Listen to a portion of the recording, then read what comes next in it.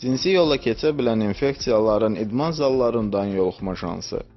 İdman zallarında öncə cinsi yolla infeksiyaya yoluxmuş şəxsin istifadə etdiyi dəri örtüklü əşyalardan, sağlam insanlar istifadə etdikdən sonra həmin xəstəliyə yoluxmaq riskini qiymətləndirmək üçün araşdırma aparıldı.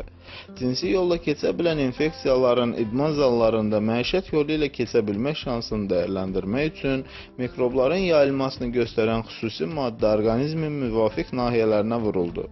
Unutmamaq lazım ki, cinsi yolla yoluxan xəstəliklərdə cinsi orqanlarda bol miqdarda selik ifraz olunur.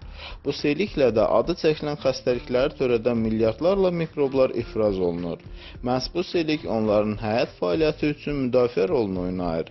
Uzun müddət bu seliyə sığınaraq mikroorqanizmlər xəstəlik törədə bilmək qabiliyyətini saxlayırlar. Şərti olaraq cinsi orqanlarından ifraz olunan cinsi yolla yoluxan mikroblar olan selik məişət yolu ilə şərti sağlam insana keçə bilər. Amma bu hələ yoluxmaq deyil. Cinsi yolla yoluxan bakteriyaların hərəkəti üçün nə mühit gərəkdiyindən məişət əşyalarına keçmiş olsa belə quru mühitdə yaşaya bilmir.